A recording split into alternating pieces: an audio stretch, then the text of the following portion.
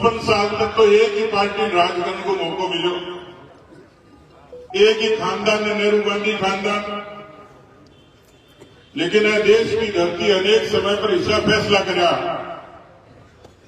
आप लोग जनता पार्टी को युग भी देखो, आप लोग राम जन्मभूमि को आंदोलन भी देखो, आप लोग वाजपेयी जी को कार्यकाल भी देखो।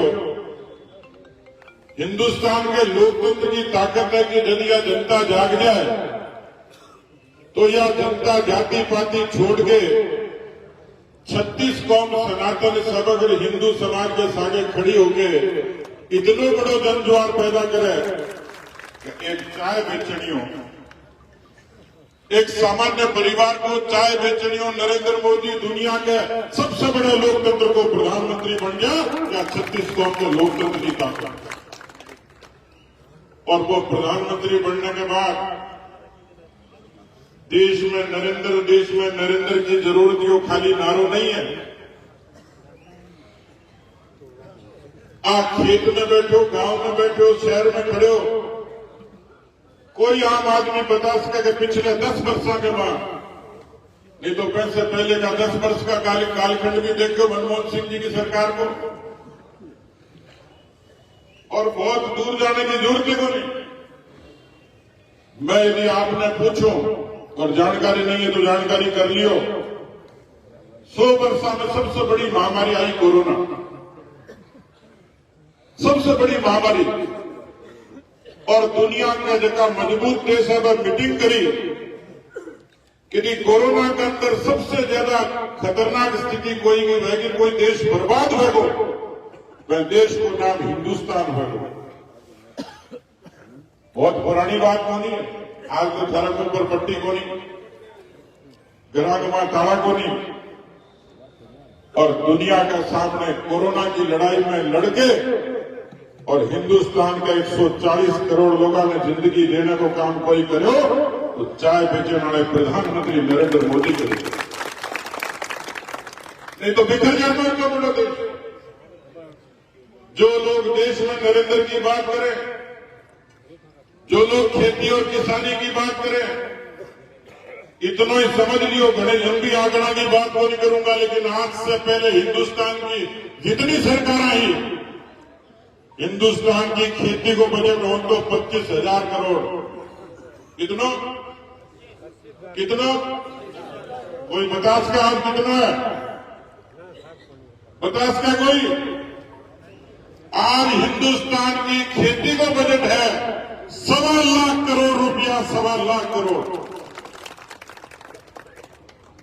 हिंदुस्तान के 12 करोड़ किसानों ने हर साल 6,000 रुपया की प्रधानमंत्री सम्मान निधि, अब 8 होगी, 2 भजनलाल जी जोड़ेगा मैं। लेकिन पहली बार हिंदुस्तान की किसानों ने प्रधानमंत्री किसान सम्मान निधि दुनिया की सबसे बड़ी स्कीम है। 12 करोड़ किसानों ने 2 लाख करोड़ रुपया हमारे खाते में जमा होगा। नरेंद्र मोदी जी के आने से पहले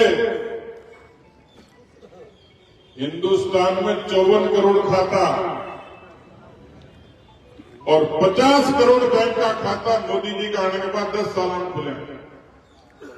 मैं पूछना चाहूं, दूसरी सरकार भी खोल सके गरीब को खाता? जो स्पेनिश फ्लू आई 100 साल पहले, कोरोना जैसी महामारी, लोग कहता जी भूख से लोग मर गया।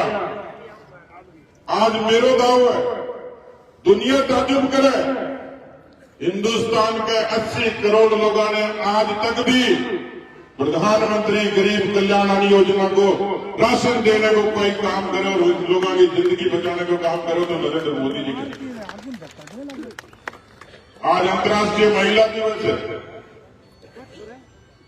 कई सरकार आई, चर्चा हुई, सोनिया गांधी जी भी यूपीए की चेयरपर्सन ही, लेकिन महिलाओं को लोकसभा और विधानसभा का 33% आरक्षण केवल नारो हो और अगला जगह चुनाव होगा, वह चुनाव में हिंदुस्तान की बहन बेटियां ने 33% आरक्षण विधानसभा लोकसभा में लगे। सामान्य बात बोली। 27 करोड़ माताओं बहना हिंदुस्तान की मुद्रा लोन योजना को लाभ ले रही। 10 करोड़ घर ऐसे हैं जो माताओं बहना का नाम उज्ज्वला को कनेक्शन है। हिंदुस्तान के करोड़ों लोगों ने प्रधानमंत्री आवास की लाभ मिला। आज तो चीजें बड़ी छोटी लगे, लेकिन आप सब लोग में धरती का लोग हो जो समस्या की छाती पर पैर रख के मुकाबला करके समस्या ने हरा के आपको जीवन जीने का रास्ता देखो। मैं सब लोग खुशनसीब हूं। बहुत पुरानी बात में बीकानेर वाउंड लाग रहे, बीकानेर से दिल्ली की गाड़ी में मेरे सारे एक दक्षिण भारत को आदमी बैठे, बातचीत होने लगी, पूछने लगे, बोलो जी खेत तो लंबा लंबा दिखे पर खेती कौन दिखा? तो पूछो, बोलो यहां किस बात की खेती होती है? मैंने कहा ये चूरू जिले की धरती है, यहां शहीदों की खेती होती है, शहादत की खेती होती है। इसी बारानी धरती में समस्याओं से किसान लड़ता और किसान के घर का बेटा जब सीमा पर खड़ा होता तो इस भारत की आन बान शान की रक्षा होती है। ये चूरू जिले की वो धरती है। मुझे वो गौरव मिला कि कारगिल की लड़ाई में सर्वाधिक शहीद वही हुए राजगढ़ तहसील और चूरू जिले के वे जाबाज लोग थे। मुझे उनके अंतिम संस्कार में जाने का मौका मिला। मुझे दुख भी था, लेकिन गौरव इस बात का था, एक भी जवान ऐसा नहीं था जिसकी पीठ पर गोली थी। हर जवान के छाती पर गोलियां थी, जिन्होंने पाकिस्तान के उन लोगों गुजरात के लोगों की गोलियां अपने सीने पर झेली और भारत मां की आन बान शान की रक्षा की। इसलिए चूरू की बारानी धरती, चूरू की शहीदों की धरती, जिसने हर बार चूरू में लोकसभा का मान किया, आपने उस तिरंगे की भी शपथ खाई। चौराहे और चौपाल पर आप चर्चा करते थे कि कोई माई का लाल पैदा हो जाए जो इन आतंकवादियों पर नकेल डाल दे, आतंकवादियों पर नकेल डलेगी जब 370 खत्म हो जाए।